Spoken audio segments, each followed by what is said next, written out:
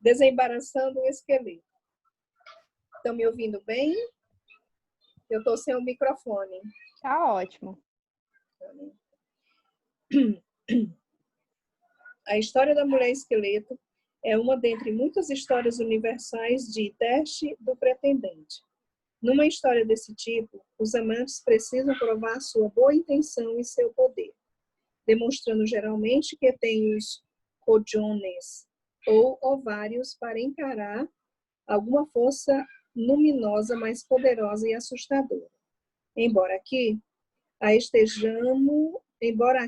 estejamos chamando de natureza da vida, morte e vida. Outros poderiam chamá-lo de um aspecto do self ou do espírito do amor. Ou ainda outros, de Deus, de graça, um espírito de energia ou de uma infinidade de nomes. O pescador demonstra sua boa intenção, sua força e seu envolvimento crescente com a mulher esqueleto ao desemaranhá-la. Ele olha para ela toda dobrada, para um lado e para o outro, e vê nela um vislumbre de algo. Ele nem sabe de quê. Ele havia fugido dela, ofegante e soluçante. Agora ele cogita tocar nela. Só por existir, ela de algum modo está tocando o coração do pescador. Quando compreendermos a solidão da natureza da vida, morte e vida, que é constantemente rejeitada, embora não por culpa sua, então talvez possamos nos sentir tocados pelo seu sofrimento. Se for ao amor que estivermos nos dedicando, muito embora nos sintamos apreensivos ou assustados, estaremos dispostos a desembaraçar a linha dos ossos da natureza da morte. Estaremos dispostos a ver como tudo isso vai funcionar junto. Estaremos dispostos a tocar o não belo no outro e em nós mesmos. Oculto nesse desafio está um teste inteligente do self. Ele se encontra em termos mais claros nos pontos em que o belo assume a aparência do feio, com o objetivo de pôr à prova a personalidade de alguém. Na história, diamantes, rubis e pérolas, uma enteada bondosa, porém maltratada, puxa a água do poço para um desconhecido rico e recebe a recompensa de verter diamantes, rubis e pérolas da boca quando fala. A madrasta manda que suas filhas preguiçosas fiquem junto ao mesmo poço e atendam ao rico desconhecido. Dessa vez, porém, aparece uma desconhecida esfarrapada. Quando ela implora por um caneco d'água, as filhas perversas se negam altivamente. A desconhecida as recompensa, fazendo com que cobras, sapos e lagartos caiam de suas bocas para todo o sempre. Na justiça dos contos de fada, assim como na psique profunda, a gentileza no trato com aquilo que parece inferior é recompensada pelo bem, e a recusa a fazer o bem a quem não é belo é censurada e castigada. O mesmo ocorre nos importantes estados emocionais como no amor. Quando nos superamos para tocar o não belo, somos recompensados. Quando desfazemos do não belo, somos isolados da vida e deixados desamparados. Para alguns, é mais fácil ter pensamentos mais elevados, mais belos, e tocar aquilo que decididamente nos transcende do que tocar. Ajudar e apoiar o que não é positivo. Ainda mais, como a história ilustrada, é fácil rejeitar o não belo e ainda ter uma sensação enganosa de correção. É esse o problema do amor no trato com a mulher esqueleto. O que é o não belo? Nosso próprio anseio secreto de sermos amados é o não belo. Desamar e mal amar são o não belo. Nossa negligência na lealdade e na devoção não é bela. Nossa sensação de isolamento da alma é sem graça. Nossas incompreensões, falhas e imperfeições psicológicas, bem como nossas fantasias infantis, são o não belo. Além disso, a natureza da vida morte-vida, que dá à luz, destrói, encubra e dá à luz novamente. É considerada nas nossas culturas o não belo. Desemmanharar a mulher esqueleto é compreender esse erro conceitual e corrigi-lo. Desemaranhar a mulher esqueleto é compreender que o amor não significa apenas velas tremulosentes e plenitude. Desemaranhar a mulher esqueleto significa que encontramos o entusiasmo em vez do medo nas trevas da regeneração. Significa um bálsamo para velhas feridas. Significa modificar nosso jeito de ver e de ser, de modo a refletir a saúde da alma em vez da sua penúria. Para amar, tocamos a mulher ossuda primitiva e não tão bela, decifrando para nós mesmos o sentido da natureza da vida, morte e vida, devolvendo-lhes o estado natural, permitindo que volte a viver. Não é suficiente puxar o inconsciente até a superfície, nem mesmo arrastá-lo, por acaso, até dentro de casa. Sentir medo ou desdém do inconsciente por muito tempo impede o avanço do amor. Desemaranhar a mulher esqueleto é começar a quebrar o encanto, ou seja, o medo de sermos consumidos, de morrermos para sempre.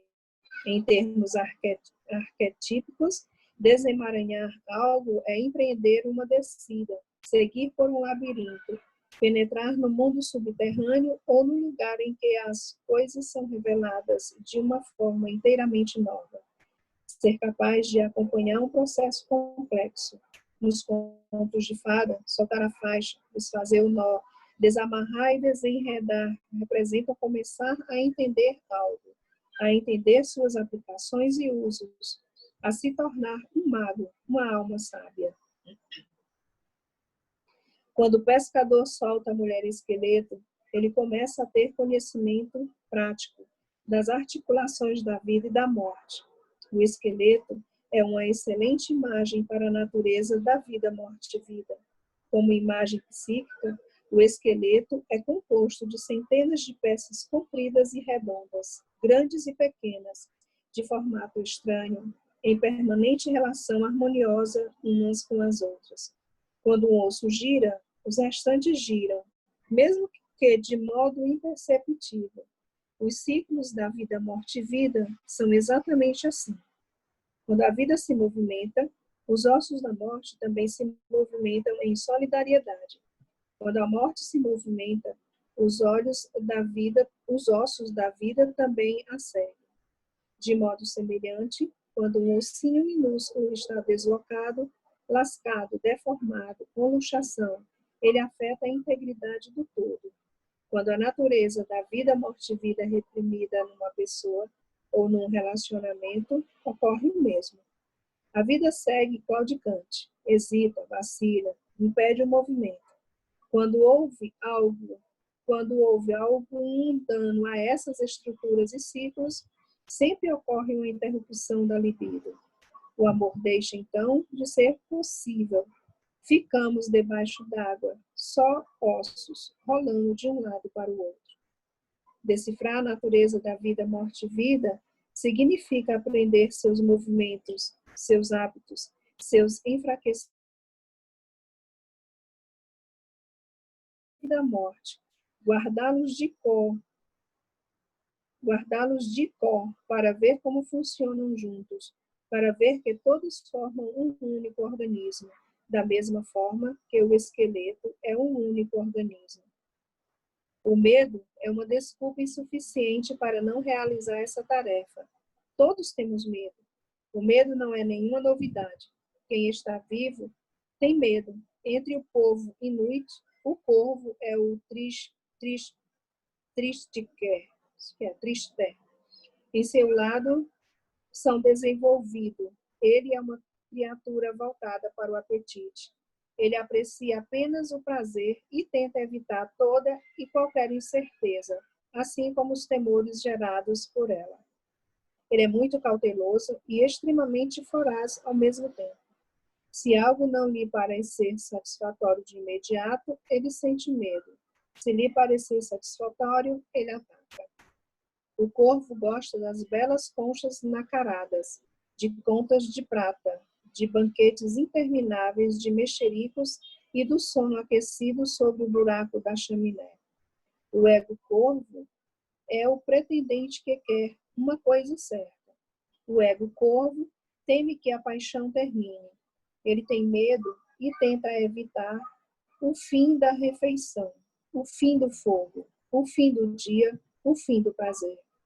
Ele passa a agir com astúcia, sempre prejudicando a si mesmo, pois, quando se esquece da própria alma, ele perde seu poder.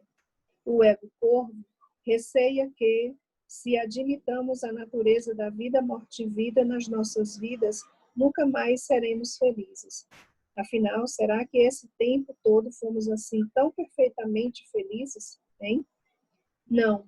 Só que o ego corvo é muito simplório, como uma criança antes de ser socializada. E também uma criança não muito otimista. Ele é mais como uma criança que passa o tempo todo observando para ver qual é a fatia maior, qual cama é a mais macia, qual namorado é o mais bonito. 3 aspectos diferenciam a vida a partir da alma, da vida a partir do ego apenas. Eles são a capacidade de pressentir novos caminhos e de aprendê-los, a tenacidade necessária para atravessar uma fase difícil e a paciência para aprender o amor profundo com o tempo. O ego corvo, no entanto, tem uma queda e uma predisposição para evitar o aprendizado. A paciência não é o forte do ego, nem o relacionamento duradouro. Portanto, não é a partir do ego inconstante que amamos o outro, mas sim do fundo da alma selvagem. Uma paciência desenfreada, como coloca o poeta Adrienne Henrique, é imprescindível para desempenhar postos, para aprender o significado da morte, para ter a tenacidade de ficar com ela. Seria um erro pensar que é necessário um herói musculoso para conseguir isso. Não é, não é. É preciso um coração disposto a morrer, renascer, morrer e renascer repetidamente. O ato de se desenredar a mulher esqueleto revela que ela é antiquíssima, anterior à história. É ela quem compra o peso da energia com o da distância, o tempo com o da libido, o do ânimo com o da sobrevivência. Ela medita, ela examina, ela considera e depois age, a fim de investi-lo com uma centelha ou duas, ou com uma chama repentina de fogo grego. Ou ainda ela o abafa, soca ou extingue totalmente. Ela sabe o que é preciso. Ela sabe quando chegou a hora. Na tarefa de desembaraçá-la, adquirimos a capacidade de pressentir o que virá depois, de compreender melhor como se relacionam todos os aspectos da psique da natureza, como podemos participar. Desembaraçá-la é conquistar um conhecimento articulado do próprio self e do outro. Significa reforçar nossa capacidade para acompanhar as fases, os projetos, as eras de incubação, nascimento e transformação em paz e com a maior graça possível. Portanto, nesse sentido, um parceiro que de início foi muito ingênuo acerca do amor vai ficando muito melhor sob esse aspecto por ter observado essa mulher esqueleto e por ter arrumado seus ossos. À medida que se começa a avaliar os padrões da vida, morte e vida, podem-se prever os ciclos do relacionamento em termos do excesso, seguindo-se a falta, e do desgaste, seguindo-se a abundância. Uma pessoa que tenha desembaraçado a mulher esqueleto conhece a paciência, sabe esperar melhor. Ela não se choca com a escassez, nem tem medo dela. Não é denominada pela fruição. Suas necessidades de obter, de conseguir, agora mesmo, são transformadas num talento mais refinado, que procura todas as facetas do relacionamento, que observa como funcionam em conjunto os ciclos do relacionamento. Ela não tem medo de se relacionar com a beleza da ferocidade, com a beleza do conhecimento, com a beleza do não belo. E ao aprender e praticar tudo isso, essa pessoa se torna o perfeito parceiro selvagem. Como um homem aprende essas coisas? Como qualquer um consegue aprendê-las? Basta entrar em diálogo direto com a natureza da vida, morte e vida, prestando atenção à voz interna, que não é a do ego. Aprenda perguntando à natureza da vida, morte e vida, perguntas incisivas sobre o amor e sobre amar. E depois ouça as respostas com atenção. Com tudo isso, aprendemos a não nos deixar levar pela voz irritante que nos diz do fundo da mente: isso é uma tolice. Eu é que estou inventando essas coisas. Aprendemos a ignorar essa voz e a dar atenção ao que se ouve por trás dela. Aprendemos a seguir o que ouvimos, tudo aquilo que nos aproxima de uma percepção mais aguçada, do amor de devoção e de uma visão nítida da alma. É bom adotar a prática diária de meditar sobre a repetição do ato de desvendar a natureza da vida, morte e vida. O pescador entoa uma pequena canção de um único verso, que repete para ajudar na tarefa do desembaraçar a linha. Trata-se de uma canção para propiciar a percepção, para auxiliar na soltura da natureza da mulher esqueleto. Não sabemos o que ele está cantando, só podemos tentar adivinhar. Quando estivermos soltando essa natureza, seria bom que cantássemos algo mais ou menos assim. Ao que eu preciso dar mais morte hoje, para gerar mais vida. O que eu sei que precisa morrer, mas hesito em permitir que isso ocorra. O que precisa morrer em mim para que eu possa amar? Qual é a não beleza que eu temo? Que utilidade pode ter para mim hoje o poder do não belo? O que deveria morrer hoje? O que deveria viver? Qual vida tenho medo de dar à luz? Se não for agora, quando? Se entoarmos a canção da consciência, até sentirmos o ardor da verdade, estaremos lançando uma labareda para dentro das trevas da psique, de modo a poder ver o que estamos fazendo, o que realmente estamos fazendo, não o que queremos pensar que estamos fazendo. É assim que se desenredam nossos sentimentos e tem início a compreensão dos motivos pelos quais o amor e a vida devem ser vividos a partir dos nossos ossos. Para encarar a mulher esqueleto, ninguém precisa assumir o papel do herói intergaláctico, entrar em conflito armado, nem mesmo arriscar a vida na selva. Basta que se queira desamaranhá-la. Esse poder do conhecimento da natureza da vida, morte e vida aguarda os amantes que superam a fuga, que se esforçam para ultrapassar o desejo de se sentir em segurança. Os antigos que procuravam esse conhecimento da vida, morte, chamavam-no de pérola de grande valor, de tesouro inimitável. Segurar os fios desses mistérios e desembaraçá-los gera um poderoso conhecimento do destino e do tempo. Tempo para todas as coisas seu tempo, rolando no áspero, deslizando no liso. Para o amor, não há conhecimento mais revigorante, mais benéfico, mais protetor do que esse. É isso que aguarda o amante que se sentar diante do fogo com a mulher esqueleto, que a contemplar e permitir que seu sentimento por ela surja. É o que aguarda aqueles que se dispuserem a tocar o não belo nela e que se dispuserem a soltar sua natureza da morte e vida com carinho. Gente, se alguém quiser continuar, minha voz está falhando hoje.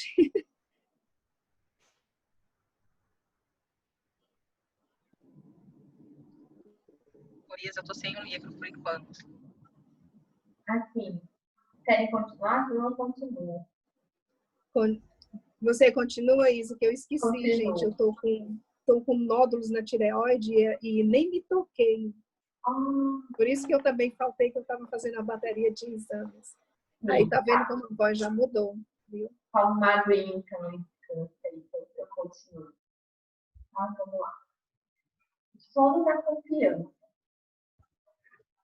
Nesse estágio do relacionamento, o amante volta ao estado de inocência, estado no qual ele ainda se amedronta com os elementos emocionais, no qual ele está cheio de desejos, esperanças e sonhos. A inocência é diferente da ingenuidade. No interior existe um antigo ditado: a ignorância é não saber nada e ser atraído pelo bem. A inocência é saber tudo e ainda assim ser atraído pelo bem. Vejamos até onde chegamos. O pescador, caçador, trouxe a natureza da vida, morte e vida para a superfície. Contra sua própria vontade, ele foi perseguido por ela, mas ele também conseguiu encará-la. Sentiu pena do seu estado emaranhado e a tocou. Tudo isso o leva a uma participação plena. Tudo isso o leva a uma transformação, ao amor. Embora a imagem do sono possa indicar o inconsciente, nesse caso ele simboliza a criação e a renovação. O sono é o símbolo do renascimento. Nos mitos da criação, as almas adormecem enquanto se realiza uma transformação de uma duração determinada, pois no sono nós nos recriamos, nos renovamos. Sono que deslinda a meada enredada das preocupações. O sono é o banho reparador do trabalho doloroso, o bálsamo das almas feridas, o segundo prato na mesa da grande natureza, o principal alimento do festim da vida. Shakespeare, Macbeth. Se tivéssemos a possibilidade de ver a pessoa viva, mais calejada, a mais cruel e impiedosa, durante o sono ou no instante que acorda, veríamos essa pessoa por um momento como um espírito não conforcado, a pura inocência. No sono, somos devolvidos mais uma vez a um estado de doçura. No sono, nos refazemos, somos recriados de dentro para fora, novos em folha, como inocentes. Esse estado de sábia inocência é alcançado quando descartamos o cinismo e as atitudes defensivas e voltamos a mergulhar no estado de deslumbramento que vemos na maioria dos seres humanos que são muito jovens e em muitos que são bem velhos. É a prática de se olhar com os olhos de um espírito sábio e amoroso, em vez de olhar com o do cão açoitado, da criatura acuada, da boca acima do estômago, do ser humano ferido e imitado. A inocência é um estado que se renova quando dormimos. Infelizmente, são muitos os que a deixam de lado junto à colcha ao acordar. Seria melhor se sempre trouxéssemos conosco uma inocência alerta e a apertássemos junto ao corpo para sentir seu calor. Embora a princípio a volta a esse estado possa exigir que eliminemos anos de pontos de vista desgastados, décadas de meticulosa construção de amoradas desumanas, uma vez que voltamos a ele, nunca mais precisaremos indagar por ele, escavar a sua procura. Voltar a uma inocência alerta não exige tanto esforço, como desenvolver um monte de tijolos de um lugar para o outro, mas sim que fiquemos parados o tempo suficiente para que o Espírito nos encontre. Diz-se que tudo que procuramos também está à nossa procura. Se ficarmos bem quietos, o que procuramos nos encontrará. Ele está esperando por nós há muito tempo. Depois que ele aparecer, não devemos fugir. Descansemos. Vejamos o que acontece em seguida. É esse o jeito de se aproximar da natureza da morte, não com astúcia e esperteza, mas com a confiança do Espírito. O termo inocente é muitas vezes usado para indicar uma pessoa sem conhecimento, um simplório. No entanto, a origem da palavra significa inocente de dano ou de lesão. Em espanhol, a palavra inocente descreve uma pessoa que tenta não prejudicar o outro, mas que também é capaz de curar qualquer lesão ou dano causado a si mesmo. La inocenta é com frequência o nome dado a uma curandeira, uma benzedeira, a que cura os outros de lesões ou danos. Ser inocente significa ser capaz de ver com nitidez qual é o problema e corrigi-lo. Essas são as poderosas imagens por trás da inocência. Ela é considerada não só uma atitude de evitar o dano aos outros ou ao próprio self, mas também a capacidade de curar e recuperar a si mesmo e aos outros. Pense nisso. Imagine as vantagens para todos os ciclos do amor. Através da imagem do sono inocente, o pescador confia o suficiente na natureza da vida morta-vida para repousar e revitalizar a sua presença. Ele está entrando numa transição que o levará a um conhecimento mais profundo, a um estágio superior de maturidade. Quando os amantes entram nesse estado, eles estão se entregando às forças interiores, aquelas que possuem confiança, fé e o profundo poder da inocência. Nesse sono espiritual, o amante confia que as tarefas da sua alma serão realizadas nele, e tudo será como deve ser. Ele dorme o sono dos sábios, em vez do sono dos prudentes. Existe uma prudência que é verdadeira, quando o perigo está perto, e uma prudência que não tem justificativa, que se origina de algum ferimento anterior. Essa última faz com que os homens agem de modo irritadiço e desinteressado, mesmo quando eles sentem que gostariam de demonstrar carinho e afeto. As pessoas que têm medo de ser ludibriadas ou de entrar num beco sem saída, ou que não param de vociferar seus direitos de querer servir, são as que deixam o ouro escapar por entre os seus dedos. Muitas vezes ouvi um homem dizer que tem uma boa mulher, que está interessada nele e ele nela, mas que ele simplesmente não consegue se soltar o suficiente para saber o que realmente sente por ela. O momento crítico para uma pessoa desse tipo ocorre quando ela se permite amar, apesar de ter suas angústias, apesar de ficar nervoso, apesar de ter sido ferido anteriormente, apesar de ter medo desconhecido. Às vezes não existem palavras que estimulem a coragem. Às vezes é preciso simplesmente mergulhar. Tem de haver em algum ponto da vida de um homem um período em que ele confie na direção do amor elevado, em que ele tenha mais medo de ficar confinado a um lento rachado dos espelhos da psique do que de estar solto num território exuberante, porém inexplorado. Quando uma vida é excessivamente controlada, cada vez há menos vida a controlar.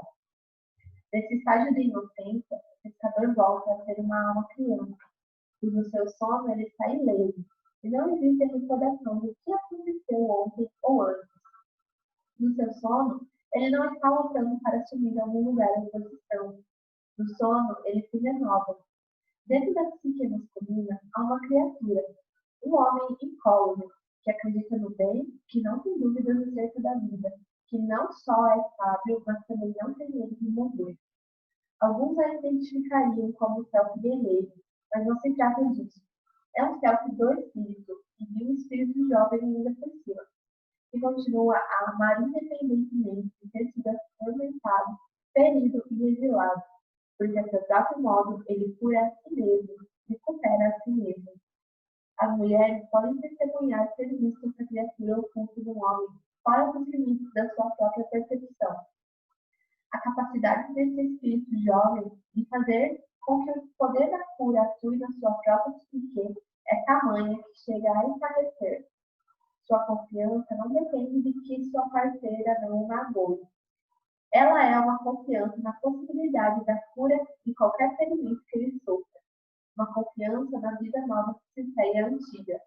Uma confiança na existência do significado mais profundo em todas as coisas, em que acontecimentos aparentemente íntimos não são desprovidos de significado, e que todos os aspectos da vida, os ásperos, os recortados, os alegres e os sublimes, todos podem ser aproveitados como energia da vida.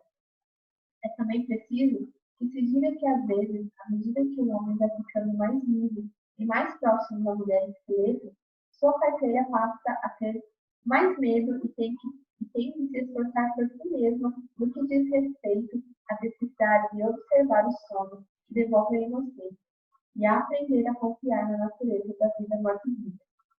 Quando os dois parceiros estiverem bem iniciados, juntos eles terão o poder de amenizar qualquer sofrimento e sobreviver qualquer dor.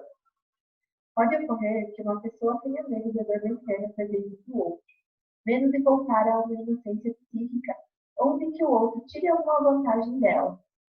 Essas pessoas projetam sobre o outro todos os tipos de motivações, e simplesmente não confiam em si mesmos.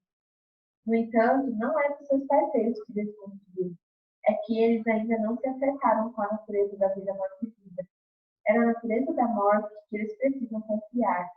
Como no sono, a natureza da vida, morte e vida, na sua forma mais primitiva, é tão simples quanto uma delicada inspiração, um término, e inspiração, um início.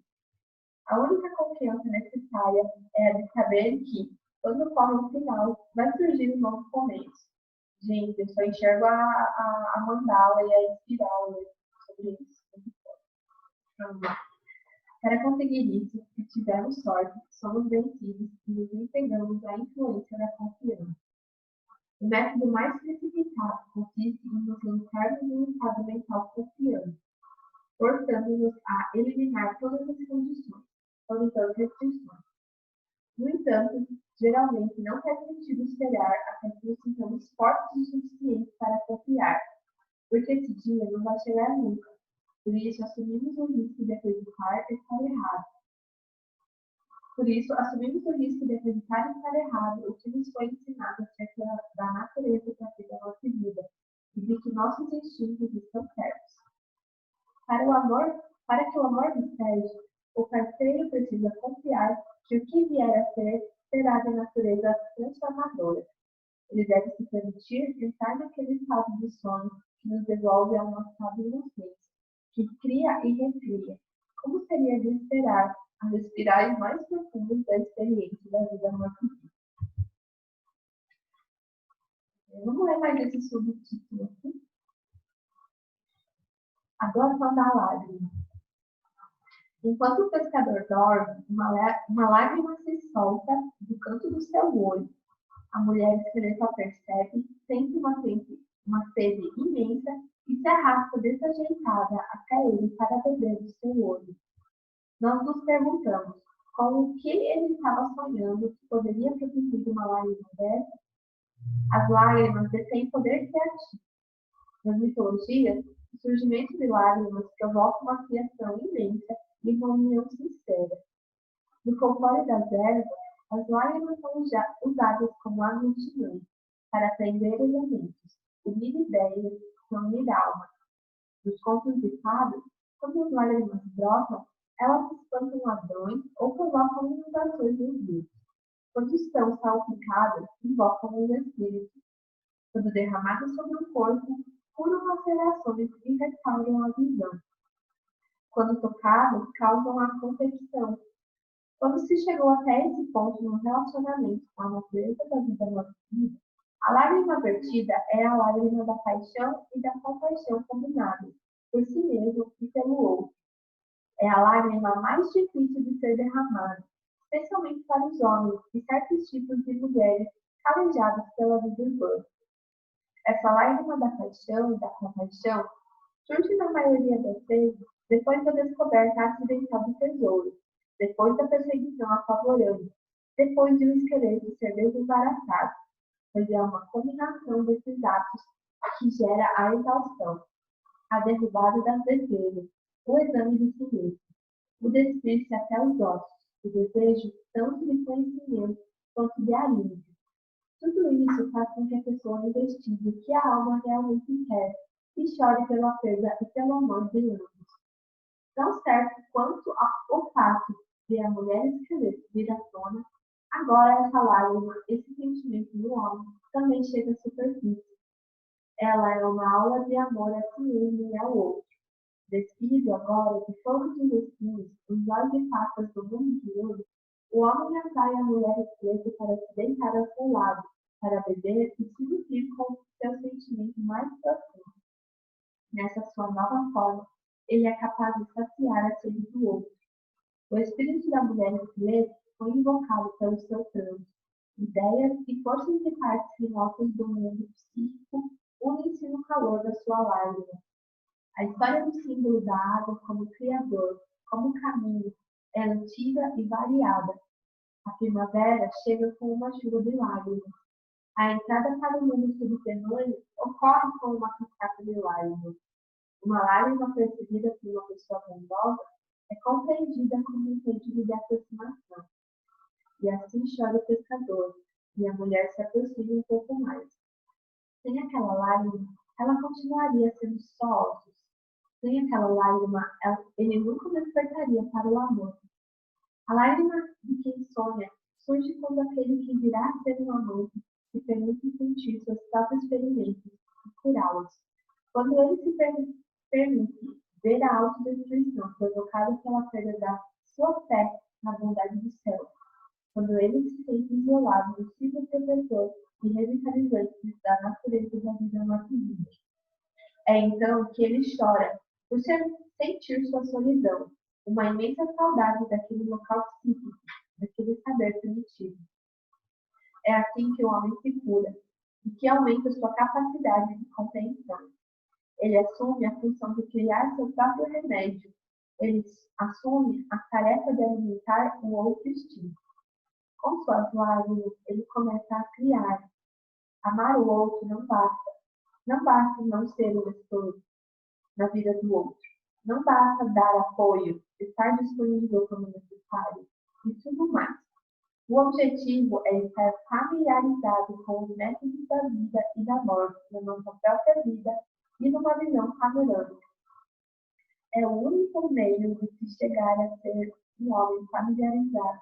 E o único meio de se chegar a ser um homem familiarizado consiste em aprender a lição dos ossos da mulher esqueleto. Ela está esperando pelo sinal de sentimento profundo, por aquela única lágrima que diz: admite o ferimento. Essa simples admissão alimenta a natureza da vida morte-vida. Ela cria um vínculo que faz com que comece a surgir no homem o conhecimento profundo. Todos nós já cometemos o erro de pensar que uma outra pessoa podia ser nossa cura, nossa emoção, nossa realização. Leva muito tempo para se descobrir que isso não existe. Especialmente porque pomos o ferimento na parte externa em vez de iniciar a cura dentro de nós. Talvez não exista nada que uma mulher deseje mais de um homem do que a atitude de ele desmanchar suas projeções e encarar seu próprio ferimento. Quando o homem enfrenta seu ferimento, a lágrima surge naturalmente e suas lealdades internas e externas se tornam mais fortes e definidas. Ele se transforma no seu próprio curandeiro. Não se sentirá mais solitário à procura do sexo profundo. Ele não mais procura a mulher para ser seu analgésico. Existe uma história de que evidência sexo. Na mitologia grega, havia um homem chamado Filóctetes. Diz-se que ele herdou o arco e flecha mágicos de Hércules. Filóctetes recebeu um ferimento no pé durante o combate. Esse ferimento, porém, não parava. Pelo contrário, ele se tornou tão fétido e os gritos de dor tão horríveis que seus companheiros o abandonaram na ilha de Lemnos, deixando-o lá para morrer. Filóctetes mal conseguia se alimentar usando o arco e flecha de Hércules para atacar pequenos animais. O ferimento, no entanto, supurou e o cheiro foi ficando cada vez mais forte, de tal forma que qualquer navegante que se aproximasse da ilha, mesmo de longe, tinha de se desviar. Um grupo de homens, porém, conspirou para enfrentar o fedor do ferimento de Filóctetes, a fim de roubar dele o arco e flecha mágicos. Os homens tiraram a sorte, e a tarefa coube ao mais jovem. Os mais velhos os incentivaram a agir rápido e a viajar sob a proteção da noite. O jovem, portanto, fixou as velas. Com o vento, porém, e superando o cheiro do mar, tinha outro odor tão horrível que o rapaz precisou enrolar o rosto num pano molhado na água do mar, para poder respirar. Nada, porém, conseguia proteger seus ouvidos dos gritos lancinantes de Filóctetes. A lua estava envolta em nuvens. Isso é bom, pensou ele enquanto atracava o barco e se inteirava até o torturado Filóctetes. Quando ele estendeu a mão para pegar o precioso arco e flecha, a lua subitamente iluminou o rosto sofrido do velho agonizante. E algo no rapaz, ele não sabia dizer o que, de repente fez chorar. Ele foi dominado por uma compaixão e uma misericórdia persistente.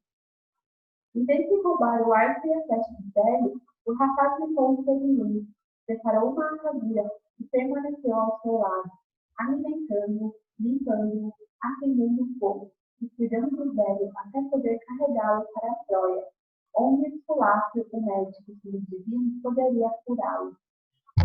A lágrima da compaixão é derramada em reação à percepção do sedimento fértil. Este tem origens e configurações diferentes para cada pessoa. Para alguns, representa dedicar toda uma vida a escalar penosamente uma montanha para descobrir, tarde demais, que se estava subindo na montanha errada. Para outros, ele resulta em questões não resolvidas no passado e abusos sofridos na infância. Para outros, ainda é algum tipo de perda esmagadora na vida ou no amor. Um rapaz sofreu a perda de seu primeiro amor sem ter o apoio de ninguém e sem ter nenhuma noção de como poderia se recuperar. Durante anos a fio, ele vagueou em desalento, sempre negando que estivesse ferido. Outro homem era um jogador principiante de uma equipe de beisebol profissional. Um acidente causou dano permanente a uma perna sua, e o sonho de uma vida inteira desapareceu da noite para o dia. O ferimento recebido não estava apenas na tragédia do dano físico, mas também no fato de um único bálsamo derramado sobre o ferimento durante 20 anos ter sido um rancor, abuso de drogas e bebedeiras. Quando os homens sofrem de feridas semelhantes, dá para sentir o cheiro de longe. Não há mulher, não há amor, não há carinho que cure o problema dele. Somente a compaixão pelo próprio estado. Quando o homem veste a lágrima, é que ele se deparou com a própria dor, e ele a reconhece ao tocá-la. Ele percebe como sua vida foi vivida de forma protegida em virtude do ferimento. Percebe tudo o que perdeu na vida devido ao ferimento. Vê como cerceou seu amor à vida, a si mesmo e ao outro. Os contos de fadas, as lágrimas transformam as pessoas, fazendo com que se lembrem do que é importante e salvando sua própria alma. Somente o coração empedernido retém o choro e a união. Entre os supis existe um ditado, ou melhor, uma oração. E pede a Deus que nos magoe. Dilacere meu coração para que se crie um novo espaço para o amor infinito. O sentimento íntimo de carinho que leva o pescador a desenredar a mulher excelente também lhe permite sentir outros anseios esquecidos, fazer renascer sua compaixão por si mesmo. Como ele está num estado de inocência, ou seja, como imagina tudo ser possível, não tem medo de pronunciar os desejos da sua alma, ele não tem medo de desejar, porque acredita que sua necessidade será satisfeita. É para ele um imenso alívio acreditar que sua alma se realizará. Quando o pescador chora seu sentimento verdadeiro, a reunião com a natureza da vida morta-viva é propiciada. A lágrima do pescador atrai para ele a mulher esqueleto, faz com que ela se encarceire, faz com que ela deseje participar mais da sua vida. Como nos contos de fadas, as lágrimas atraem as coisas para nós. Elas consertam tudo. Elas fornecem a peça ou um pedaço que faltava. Na história africana, o Choeiro Dourado, um mago protege uma menina que estava fugida, chorando tanto que suas lágrimas criam uma cachoeira, até da qual a menina se refugia. Em outra história africana, o Chafalhar dos Ossos, as almas de curandeiros mortos são invocadas ao se aspergir da terra com lágrimas infinitas. Somos relembrados insistentemente do poder desse enorme sentimento. Nas lágrimas há um poder de atração, e dentro da própria lágrima, imagens poderosas que nos orientam. As lágrimas não só representam o sentimento, mas são também lentes através das quais adquirimos uma visão alternativa.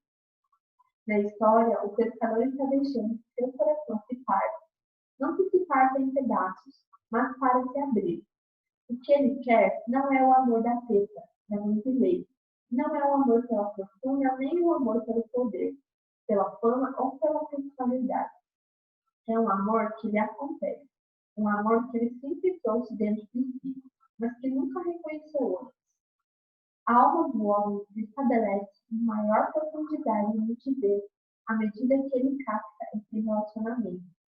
A lágrima vem, ela bebe, Agora, uma outra coisa vai se desenvolver e renascer dentro dele, algo que ele pode dar a ela, um coração imenso, vasto, ou seja, que lindo. Preciso ler esse capítulo significado. Fazer esses homens chorar, né? Gente, eu vou parar de falar só um pouquinho, tá? Porque minha garganta tá doendo de tanto que eu falei hoje. Vou deixar vocês começarem.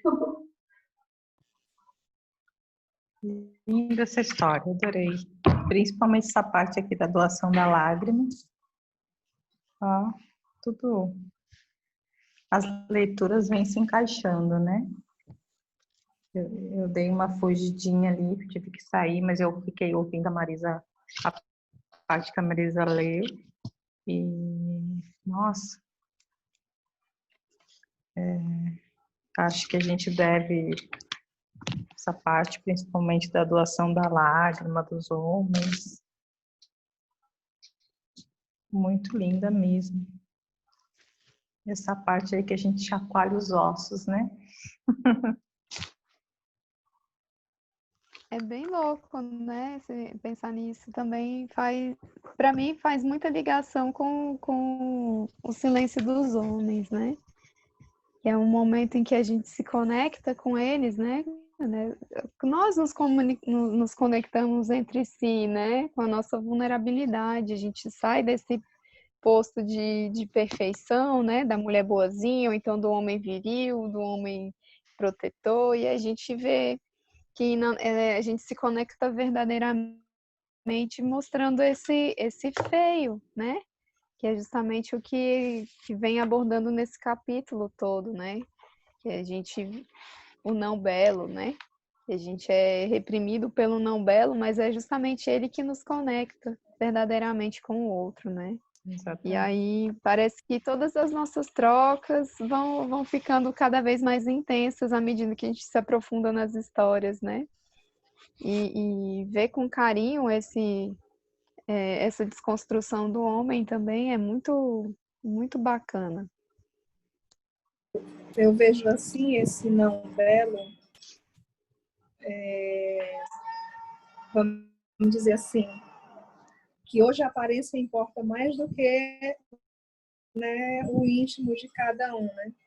E aí você vê mulheres com os corpos lindos, com os rostos, com o rosto perfeito, nariz, cabelo, né? Eu estou fazendo um paralelo aqui. E aí quando é nesse relacionamento que o cara se encanta ali, né, com a presença, a figura daquela mulher, maneira como ela se apresenta, e aí quando ele passa a conhecê-la, ele passa a conhecer esse não belo, né, que é a essência dessa pessoa, quem é ela, entendeu? Então eu achei bem interessante porque essa história está bem atual, né, para mim, né? Então você passa, quando eu acho que é morte, vida, né? Quando ele passa a não ver mais a beleza daquela pessoa com a relação de quem ela é, né? E passa a entender mais esse não belo que é aquela pessoa e aí a construção desse relacionamento, né? É você passar a perceber o outro, né? Como ele fala lá na parte em que eu estava lendo sobre os amantes, né? Eu até achei legal que na hora que eu estava lendo, lembrei da história do filme, né? O encontro dos amantes, né? Esse momento em que eles estão ali únicos, sem ter nenhum arquétipo, nem nada que possa tirá-los daquele da realidade de cada um deles, né? Então eu achei, não sei se vocês conseguiram entender o que eu falei, a minha colocação agora, né? Que era do filme lá, o cara que se transforma em águia, ela que se transforma em lobo, e tem um momento em que eles encontram, e eu acho que nesse encontro, quando há o encontro de almas, onde eu posso ver quem realmente é você, e passo a entender e passo a compartilhar os sofrimentos, das dores, né? Eu coloquei dessa forma. O vai dizer desemaranhar. Sim. Não sei se O estado vocês de concordam. inocência. Sim, nesse capítulo fala muito sobre isso. É muito isso mesmo, essa conexão a partir da nossa vulnerabilidade, né? De mostrar quem você é verdadeiramente, não só o que é bonitinho socialmente, né? O que eu achei também muito bacana nessa leitura de hoje são essas perguntas, né? Quando estivermos soltando essa natureza, seria bom que cantássemos algo mais ou menos assim. Eu preciso dar mais morte hoje para gerar mais vida. O que eu sei que precisa morrer, mas hesito em permitir que isso ocorra. O que precisa morrer em mim para que eu possa amar? Qual é a não beleza que eu temo? Que utilidade pode ter para mim hoje o poder do não belo? O que poderia morrer hoje? O que deveria viver? Qual vida tenho medo de dar à luz? Se não for agora, quando? Então, para mim, essas perguntas fazem muito sentido, não só da relação com o outro, né, mas da relação dessa vida, morte e vida pessoal mesmo, né? Quais são esses projetos que eu não me deixo viver? Qual é esse ressentimento do passado que eu não deixo passar, né? E aí a gente fica. São perguntas que fazem muito sentido para mim e para os processos em que eu estou vivendo, né? De me agarrar a pensamentos e eventos do passado e a negar, a fugir desses projetos do futuro, né? Ah, mas não é o momento propício, né? Isso não for agora. Quando, né? E quando a mulher esqueleto aparece, é justamente para sacudir esses ossos, né? Para reverter toda essa energia para que possa fluir, né? Não só no relacionamento. Eu vejo assim muito isso, essa fala dentro dos relacionamentos, mas eu acho que para mim casa mais como algo pessoal, né? Do que também que eu estou deixando transparecer para o outro, para que ele me conheça verdadeiramente, né? Exato. Nossa, calhou assim perfeitamente o que a Erika falou.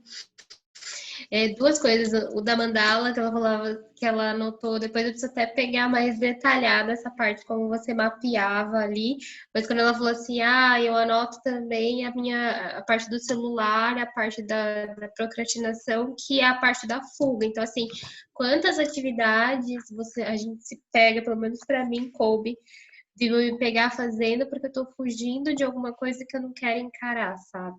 E assim, além disso, isso que você disse, assim, né? Às vezes você precisa deixar algumas coisas para trás, do ressentimento, as coisas que a gente fica se remoendo, eu devia ter feito diferente, será que eu devia ter feito isso mesmo?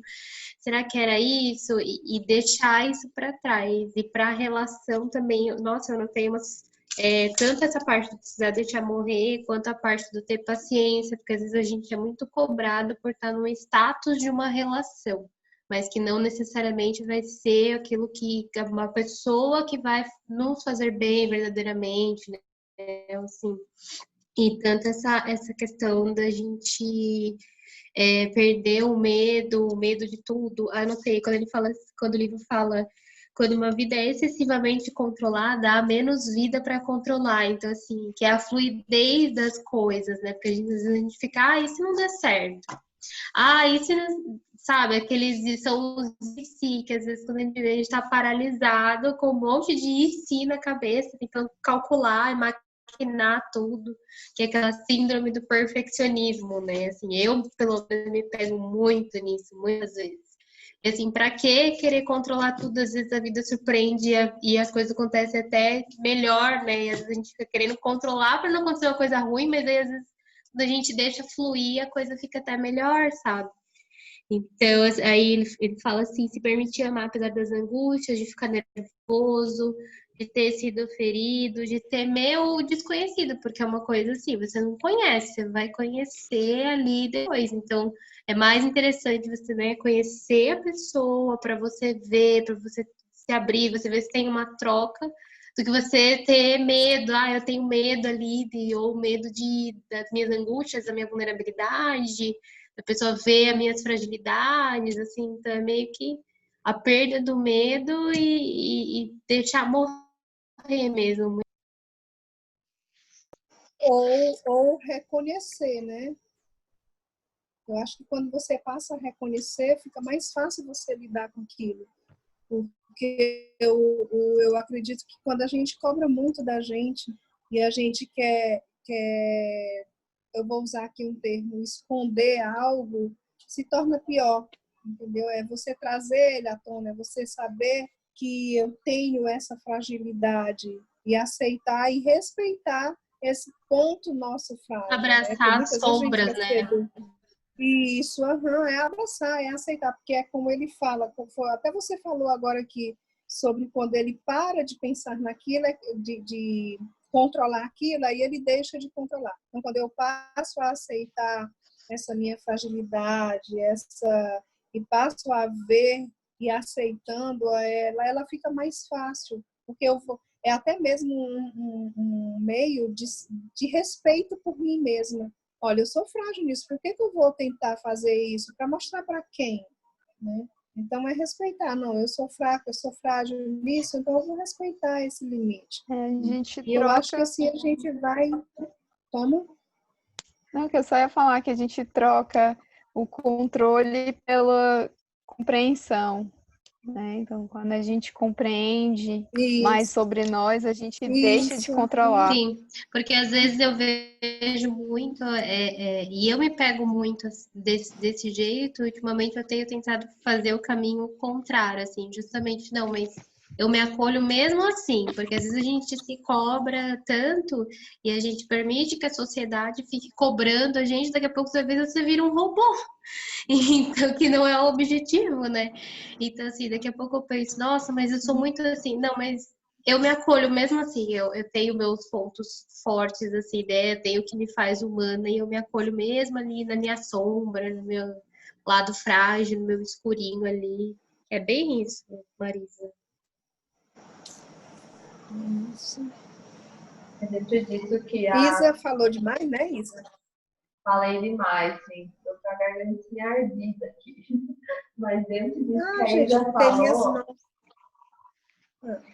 dentro disso que você estava falando, tem uma parte que me chamou a atenção aqui, que ela fala assim, que o medo é uma desculpa insuficiente para não realizar uma tarefa.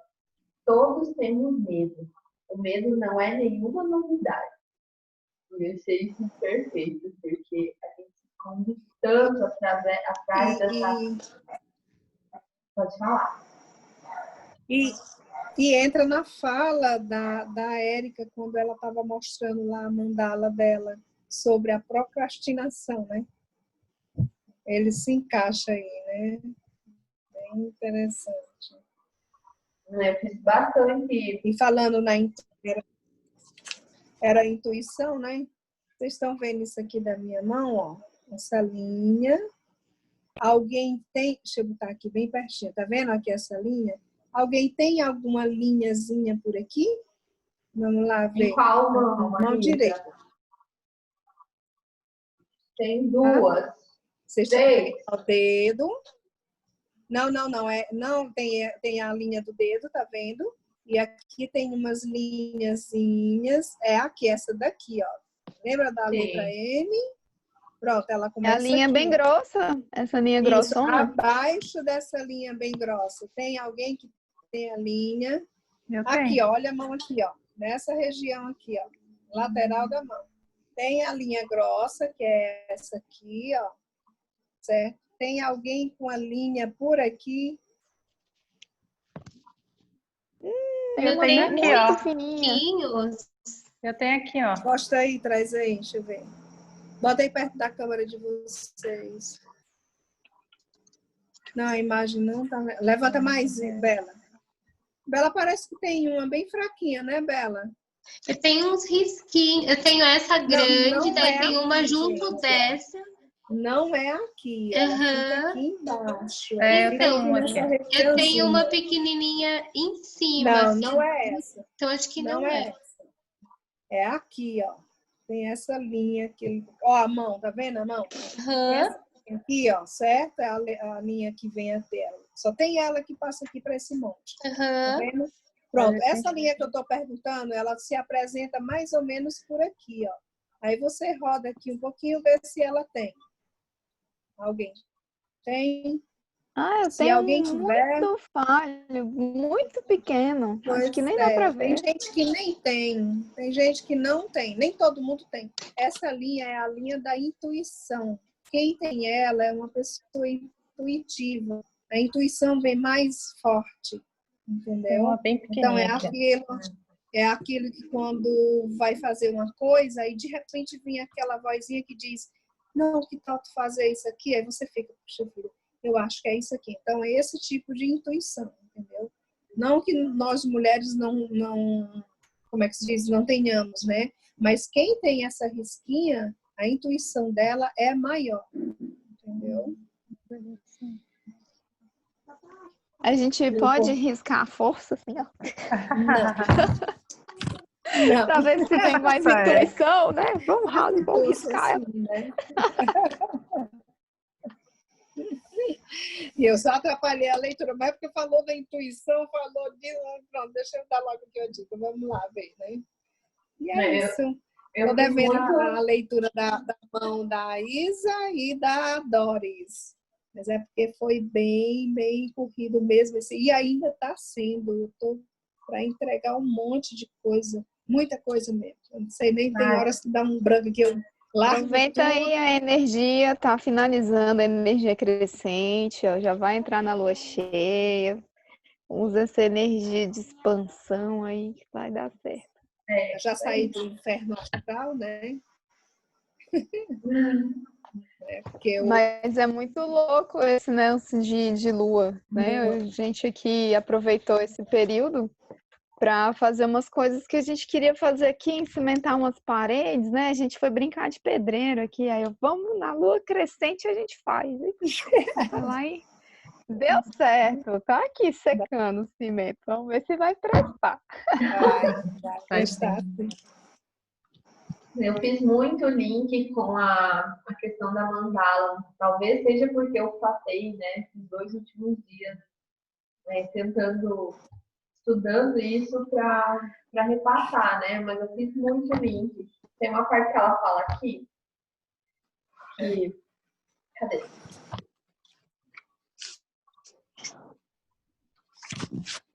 Meninas, tá muito boa a leitura, muito bom o papo, mas a dor do parto é grande, mas eu preciso partir. É porque eu vou receber os amigos aqui hoje, e aí deixa eu dar uma arrumadinha ali em mim e por aqui.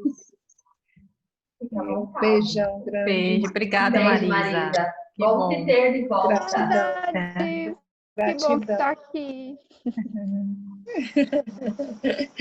Beijo. Volte sempre. Beijo, volta Vocês para moram compartilhar no teu meu potinho de coração. luz. Olha lá, tá ali, ó. Tá vendo? Ó, Ainda tá ali. vi? Beijo e gratidão Beijo. pelos parabéns. Obrigada. Amei. Como eu disse, foi o melhor presente, foi esse grupo, que era o meu sonho um dia participar. Né? Quando a gente deseja com o coração, o universo conspira a nosso favor. Né? É o que ela fala aqui, né? Quando a gente está procurando alguma coisa, aquela coisa está procurando a gente, né? Então, isso, nos encontramos. Tava fazendo falta, Marisa, nas leituras. Demais. Tava fazendo muita falta. E eu senti muita falta. Meu beijo, meninas. Mas vai dar tudo certo. Beijo.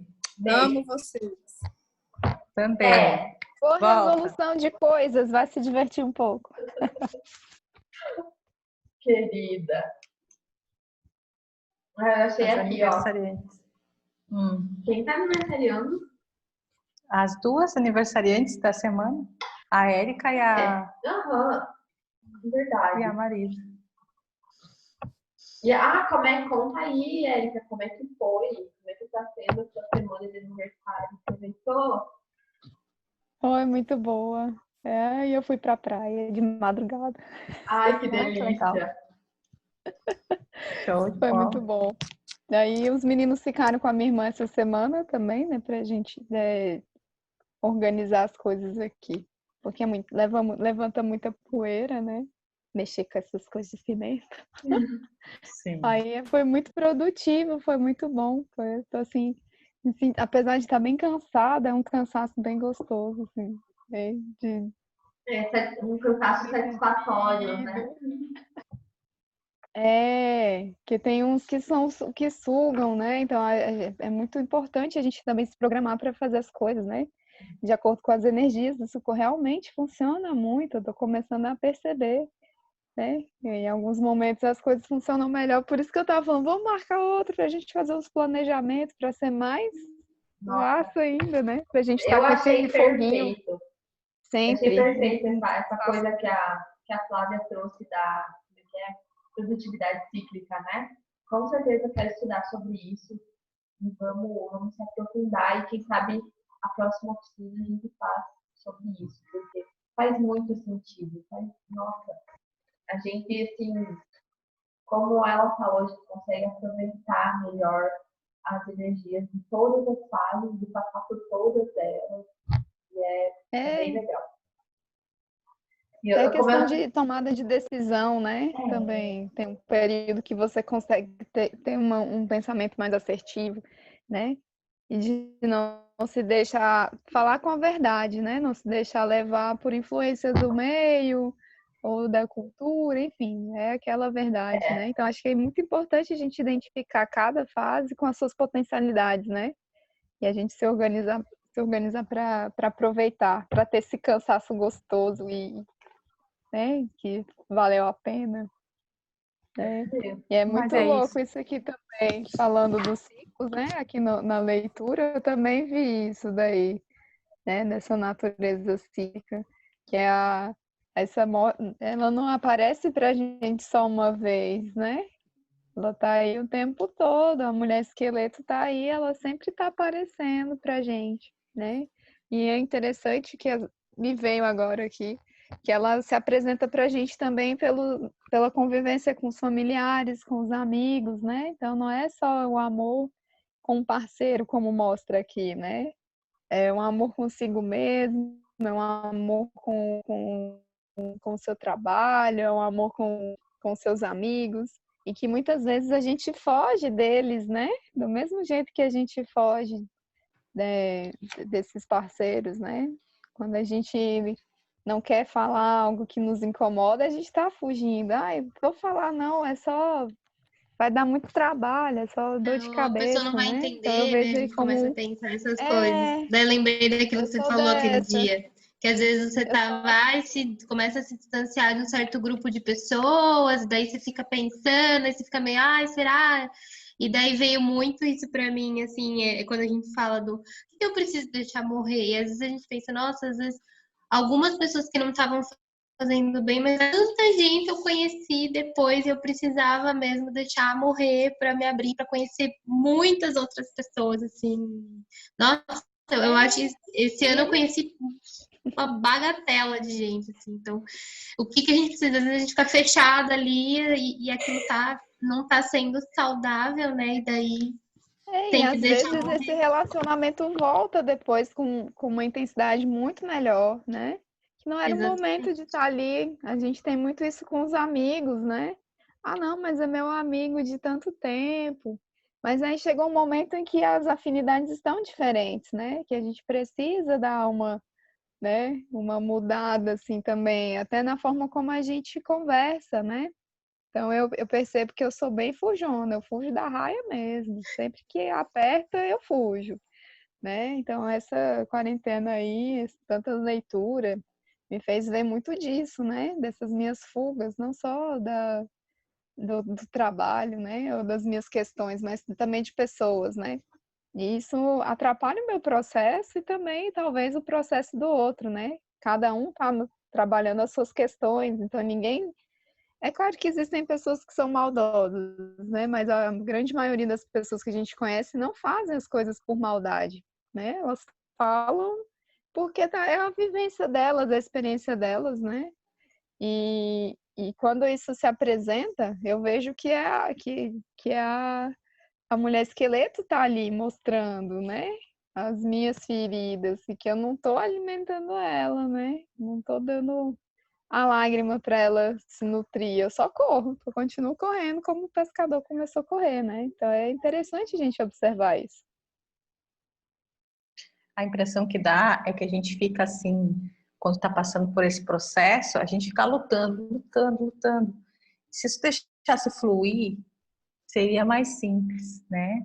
Resumindo aqui de toda esse nosso estudo, então às vezes a gente vê que está ali, a gente sabe, mas inconscientemente a gente começa a lutar, lutar e fugir e correr e daqui a um pouco deixa fluir, deixa chorar, deixa vir, né? Que exatamente isso.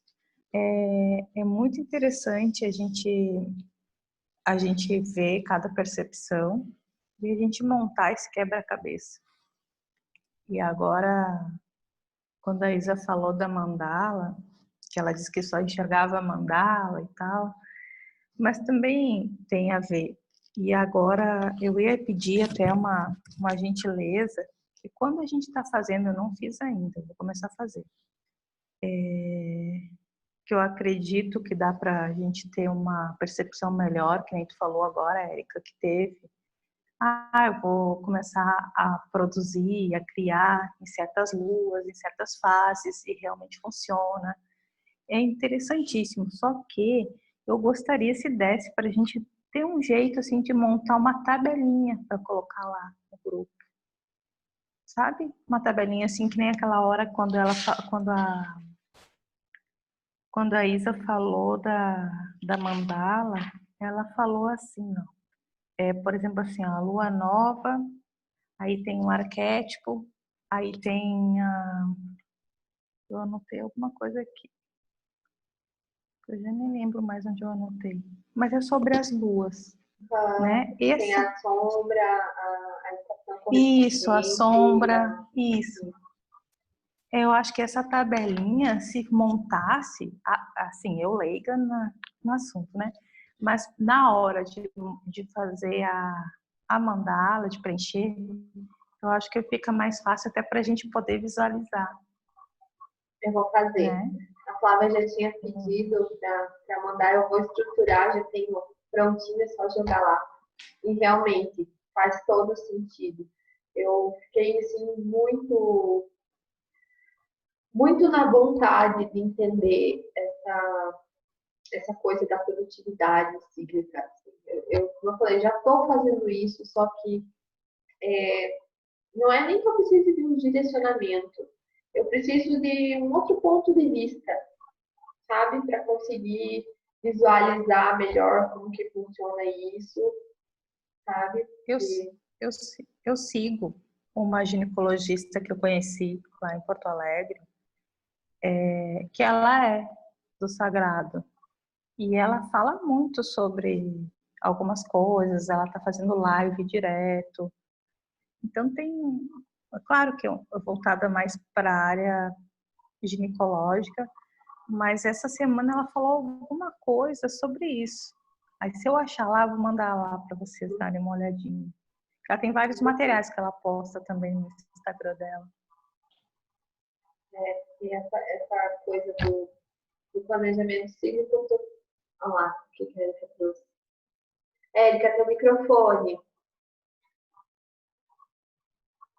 Esqueci. Aqui no livrinho mesmo, ela já fala um pouco, né, da lua vermelha, porque a gente já passou desse tópico, mas quando a gente volta lá, fica bem mais fácil também a gente entender. Tem umas palavras-chave, Raquel, que eu achei muito bacana, que aí aqui dentro das fases,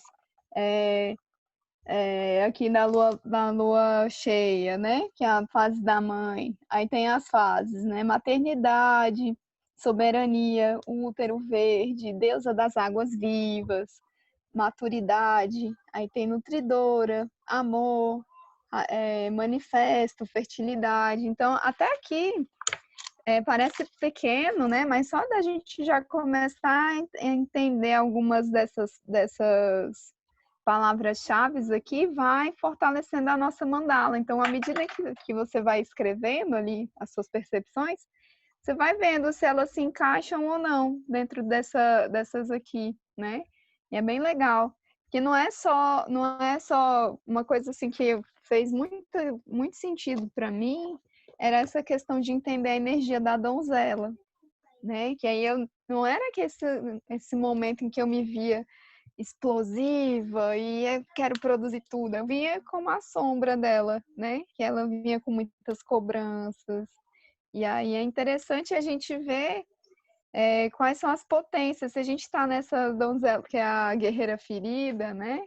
Se ela está ali só se cobrando, se martirizando, como que eu posso suspender ela, né? Então, eu achei muito rico aqui quando você falou. Eu lembrei na hora aqui dessa associação da mandala.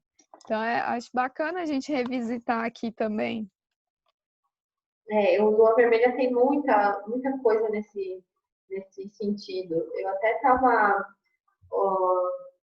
Semana passada a Bela falou dos exercícios e das meditações, então alguma coisa eu já coloquei lá, tá? Mas enquanto eu estava fazendo isso, eu comecei a dar uma revisada, né, em tudo que a gente já leu em Lua Vermelha. E comecei, assim, tentar fazer um resumão, sabe? E separar essa questão do que ela fala de cada arquétipo, de cada fase. E, nossa, faz muito sentido. Assim, até desde a questão do trabalho, sabe? Dos estudos, né? No meu caso, no meu trabalho, não tenho muito escolha, né? Quando, às vezes, a maioria das pessoas não tem muita escolha, né? Quando tem que ir, né? Tem horário fechado e tudo mais. Mas quando a gente tem, assim, uma certa autonomia, né? Tem o caso da Érica, que trabalha, né, que tem o seu próprio negócio. Aqui a gente também tem o nosso próprio negócio, mas é uma coisa assim, não é uma parceria, então chamou, tem que ir, né? Mas na questão dos estudos e na questão do autoconhecimento também, sabe? Porque tem vezes que eu percebo que eu não tô querendo olhar para mim, sabe? Não é nem por questão de fuga, mas é porque eu tô com o pensamento assim que eu preciso, tipo, buscar outras coisas, sabe? Então, creio na questão ali eu estava estudando o Instagram da Flor de Lis. Eu gosto muito do conteúdo dela, então peguei o Instagram dela desde o primeiro post lá e comecei a estudar, sabe, cada post, tomar nota. E eu simplesmente não senti essa necessidade de olhar para mim sabe, de me investigar e tudo mais. E eu até falei para o Gustavo, nossa, será que eu estou fugindo? Será que eu estou negando alguma coisa? E eu percebi que não, sabe? Só que daí agora, essa semana, quando eu estou aqui na feiticeira, eu já senti mais essa necessidade de voltar para dentro, sabe? E entender tudo isso traz muita autonomia para gente, sabe? A gente pode, né, entrar no fluxo da coisa, né? Sem tanta cobrança, né, Isa? Compreendendo, é aquilo que a gente estava falando, a gente sai dessas amarras da cobrança, da culpa, para a compreensão, né? É muito massa a gente perceber isso, né? E a gente fica assim, parece que cai a ficha, né? Esse negócio, fez sentido. Isso mesmo. É. Mas é isso. Fiquei tão feliz hoje pela nossa oficina. Eu tava assim, na verdade, eu tava louca para falar, tá? Vou ser bem sincera com você. Eu gosto muito de tratar dessa coisa da mandala. Então, às vezes, a gente vai falar para as pessoas e não é sempre que a pessoa quer ouvir, né? Então, foi tipo a oportunidade perfeita para mim falar sobre isso e para promover essa troca, né? E foi muito rico, assim, gostei bastante. Acho que a gente precisa fazer mais dessas oficinas. E, assim, não é nem para mim falar. Eu acho que cada uma, sim, podia pegar um assunto que tem um certo entendimento e compartilhar, sabe? Fazer essas trocas, assim, mais específicas. Estou pensando muito nisso. Quem sabe a gente não faz, né? Quem sabe faz uma oficina sobre o reiki, outras sobre essa questão da competitividade cívica e por aí vai. Assunto não vai faltar jamais. Né? Isso é bacana, Eu gosto. de autocuidado, né? Do que a gente faz também quando tá menstruada, pra gente falar um pouco sobre os nossos fluidos, né? Que às vezes a gente fica com vergonha, não acha tanta informação assim mais clara, né? É interessante trocar isso. Eu sempre fico lá trocando figurinha com a Jelly. Jelly, esse mês veio assim, assim, assado. E aí é ótimo, né? A gente fazer uns pequenas mudanças de comportamento, né? Também eu estava percebendo que quando eu sinto muita cólica, eu tendo a ficar contraída, né? E aí eu puxo aquilo, parece que eu aperto mais ainda, né? E aí eu fui percebendo de deixar o corpo relaxar, né? Só o fato de relaxar veio, tudo bem, deixa sair. E ali eu fiquei assim, horrorizada, porque eu senti cólica só um pouquinho no início da minha menstruação, depois acabou. Eu fiquei assim, É aí vem resistência, um né? ponto aqui, outro ali, né? E só uma mudança assim, de comportamento super simples. E a gente é tão bitolado que não observa nem isso. Como pode? Eu fiquei assim, como pode? Eu nunca ter feito isso antes. Mas uma vez, isso que você falou faz muito sentido. Uma vez eu não lembro exatamente onde ou foi isso, mas eu vi uma mulher falando que cólica é resistência. Então, quando você está sentindo cólica, tenta perceber o que você está resistindo. Se é o corpo, né, como você falou, né, retraído, ou se é algum aspecto durante o ciclo que você segurou demais, que você, né, fugiu. Então, cólica é isso, é resistência. E faz muito sentido, né? Legal. Eu nunca tinha, comecei a perceber agora, né? Mas eu sempre fui uma pessoa que nunca, as pessoas falam, eu morro de cólicas, porque sei que. Eu sempre, vai me dar uma cólica. Eu nunca prestei muita atenção, assim, sempre, tá, hoje eu tô, não era aquela coisa assim, que saco, vou ficar nos meus dias, sabe? Até quando eu era mais. Às vezes as pessoas têm essa antecipação, né? Então, tipo, hora de registrar na mandala. Às vezes as pessoas têm essa antecipação, essa coisa de eu vou menstruar, então eu vou sentir dor. Né? Tipo, assim, nem chegou ainda, você já está dizendo que você vai sentir dor, então é claro que você vai sentir dor. Né? Então, mas é interessante, sabe o que é? Que assim, por exemplo, eu já me percebo, assim, eu tenho um ciclo, por exemplo, assim, um ciclo não é uma. Tipo, um dia antes me dá uma dor de cabeça. Aí eu sinto uma leve cólicazinha, assim, desconforto, e eu começo a sentir um pouco de dor no peito. Mas eu sabe o que eu comecei a prestar atenção aqui nos nossos estudos? É o meu humor, é o meu jeito. Quando eu começo a me fechar muito, agora hoje eu sei, porque eu tô aqui, faço parte do grupo, né? Graças a vocês, no nosso estudo. Mas assim, interessante. Então tem gente que se fecha para dor, como a Erika falou. Tem gente que se fecha, assim, não para dor, mas do que está sentindo, se guarda, aquela coisa toda. Então, assim, muito legal, gente. Eu acho que toda menina, já falei isso, né? Depois que eu descobri o livro que a gente está estudando, deveria estudar, deveria ler esse livro para se compreender, se aceitar, enfim. É maravilhoso. Deveria ser parte da grade escolar, né? E eu super concordo, assim, de cada uma falar de um assunto, esse que a Erika falou também, trocar as figurinhas, eu tô dentro. Pode contar comigo. Então é isso, mulheres, eu vou assistir porque eu tô morrendo de fome. Tá bom, gurias, muito obrigada por tudo. Obrigada por hoje, viu? Demais, agradeço demais. Amanhã a gente se vê de novo. Então tá bom.